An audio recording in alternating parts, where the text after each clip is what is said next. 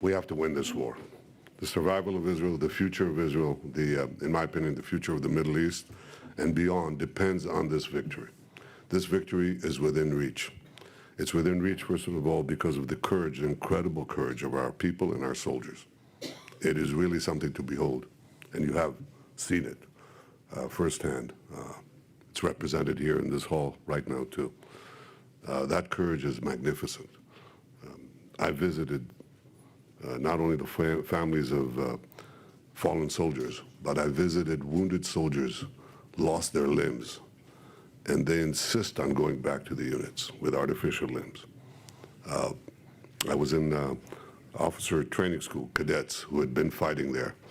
There were 10 wounded soldiers among them. One with prosthetics, they want to go back in. This is an amazing affirmation of the life force within the Jewish people, the same force that brought about the reestablishment of the Jewish state after the horrors that we suffered, including in the Holocaust. And it's that same spirit today that animates the vast majority of the people, the army, the reservists. They want victory because they understand that victory is essential for survival. How do we define victory? We define it as the destruction of Hamas's military and governing capability. We define it also as the return of the hostages, which we're working right now. That's why I was a bit late, because we have to instruct our delegation that is going to Doha. And we define it also as preventing the return of Gaza from becoming a threat to Israel at any time in the future. This is important. There's also the northern front, where we want to return our people to a condition of security that requires that Hezbollah move back. We can get into that. That is also part of our goals, which we will not give up on. It's very important. And overall, if we achieve these goals, then we will also deliver a stinging blow to the Iran terror axis, which is behind everything that we're seeing here today. That is something that we all have to understand, that this is not just Israel's battle. It is a battle for our future, but it's also the battle for the victory of the Israel-American moderate Arab axis against the Iran axis. And unless we have that victory that I talked about, then we have a defeat. And a defeat spells terrible things for our future and for the future of the Middle East and beyond the Middle East. Because this is a war of civilization against barbarism, those who want to bring back the Middle East to the Middle Ages, early Middle Ages, and those who want to see it go into the century of progress and advance in the 21st century. That's really the battle. It's a very, very big battle. Now, the people of Israel are united as never before. And this is something that is, I think, something that should inform everything that we discuss now. United as ever before, on the need to have that victory over Hamas. United as never before on the effort that adjoins the battle against Hamas to return the hostages. And united as never before on ensuring that Gaza doesn't become a terror haven and a source of threat to Israel in the future. And if you ask people, okay, how do you do it? And the answer is you have to finish the job. What does it mean to finish the job militarily against Hamas? Because I don't think you're going to have any potential for any civilian administration and so on. If Hamas is still there, nobody's going to stand up to Hamas. No local Gazan is going to stand up to Hamas if they think that they'll get a bullet through their heads, because we'll leave. We didn't finish the job. We left 4 battalions in Rafah. They'll come back, reconquer the Strip, and obviously eliminate any opposition. And as they vowed, again, repeat the October 7th massacre over and over and over again. So how do we defeat Hamas? Well, it has 24 battalions. This is a battalion, okay? 24 glasses like that. When you smash these glasses, you eliminate the possibility of organized fighting terrorist battalions. So you have to understand what that means. When you have a battalion, you have a commander, you have a hierarchy of command and orders, and the commander can tell 100 terrorists go and attack Israel from that side or from that side or from that side. When you smash the glass, that's eliminated. You cannot organize fighting formations. You can have individual terrorists. You can have 3, 4, 2, but you can't have 100. You can't have 20. You can't even have 10. You have small formations, very small, okay? So the first thing that we do is smash the glasses. We've smashed already 19 out of 24. 4 are in Rafah, 1 plus are still in what is called the central camps. We have to finish the job. Once you do that, you have shards of glass. You still have terrorists there, but they're not in organized battalions in these structured formations. You smash the glass. That's what we're doing. That's what we did today in Shifa too, okay? Again, you have to go back. You keep on doing that. And you don't need a division. To smash the glass, you need a division, okay? Division strength.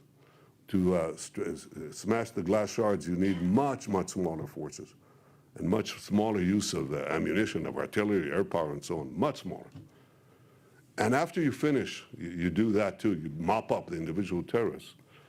You have to still deal with the underground terror tunnels that Hamas has built there. So you have to go in. They're about 500 kilometers because it's very easy to dig in the sand of Gaza. That's why you have such a big terror tunnel infrastructure. But what you're really looking for are the main nodes in this underground terror system, which means command and control centers, communication centers, missile production sites, all underground, cache, weapons and ammunition storage. That's what we're doing. We're demolishing that systematically. Now, nobody believed that we could do this. People said to us, you can't do it. You can't go into Gaza. You can't go into ground action. You're going to be hit and terrible, horrible things will happen. You can't go into Gaza City. You can't go into Shifa. You can't go into the tunnels. We proved that to be false. Our forces can go anywhere. So we have to complete the job of smashing the glasses and then the shards and then the underground. And we're doing all that. When people tell us don't complete the job, leave 4 or 5 terrorist battalions in place, what they're actually saying is don't win the war, which means lose the war. That's what it means. And why do they say it? They say, ostensibly, okay, ostensibly they say it, because they're worried about the civilian population. So are we. You know, if you look at what has happened up to now, we moved the civilian population. They say everybody's concentrated in the south. How come? Because we moved them. We didn't trap them in the north. We got them out of harm's way, even though Hamas did everything in their power to keep them in harm's way. Okay, so we got them out. Well, we can move them back north, not necessarily to Gaza and so on. That's not likely to happen now. It's still a fighting zone. It's not going to happen now. But there's still about 65% of the Gaza Strip between Rafah and the central corridor that we're talking about. 65%. There's plenty of space. We can move them. And people say, no, you're going to trap 1 million people. We're not going to trap 1 million people. We had a rescue operation, you know, where we rescued 2 hostages a few weeks ago. You know where they were? Right in the center of Rafah. We did a surgical operation. Brilliant, by the way. Okay, nothing, no application. Relatively minor, negligible use of firepower. You know what happened as a result? We got the hostages out. You know what else happened? 70,000 people left like that. From nothing. So the idea that we're going to trap 1.2 million, we're not going to let them go out, they're not going to leave, we don't have arrangements for them, that's not true. And in fact, it's a flimsy excuse because they will leave, because we'll make sure that they have where to go. We're going to move the various international agencies that are in the south. We're going to say, move here, move there, move there. There's precise locations. That argument is fallacious. It's repeated over and over again. It doesn't make them true.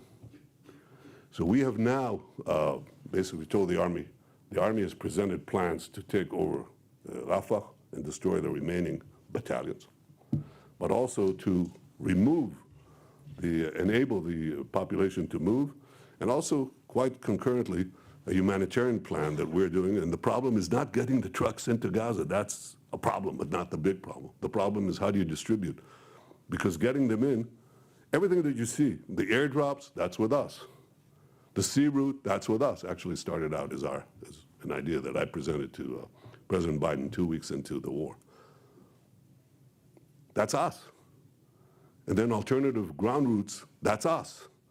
Kerem Shalom, and now in the center of what is called Karni, that's us. We're providing it. If the problem is how do you prevent looting by Hamas and by others so that it does get to the civilian population, we're working on that. It's important to understand. Now, you ask the people of Israel are united in getting into Rafah, finishing Hamas, and also they're united in very large numbers of saying we don't want the PA there because the PA will continue to educate the children of Gaza towards the destruction of Israel and towards terrorism and so on. We've been there, done that. We don't want that. We want Gazans. We've authorized to try to get Gazans to distribute the food. But those Gazans will only do it if they think that we got rid of Hamas.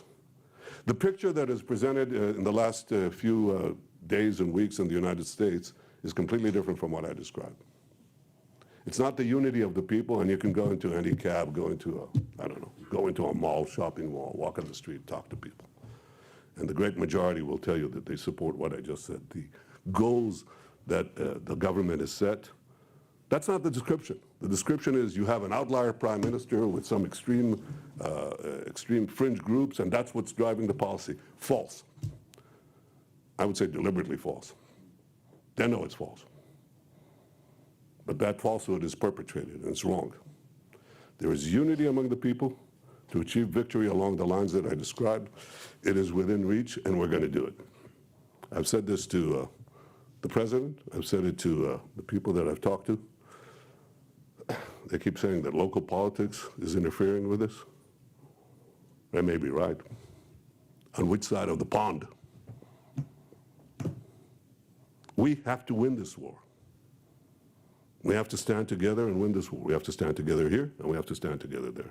Because it's the right thing to do, because it's the necessary thing to do, because it's the one thing that will assure the viability, future, and security of the State of Israel.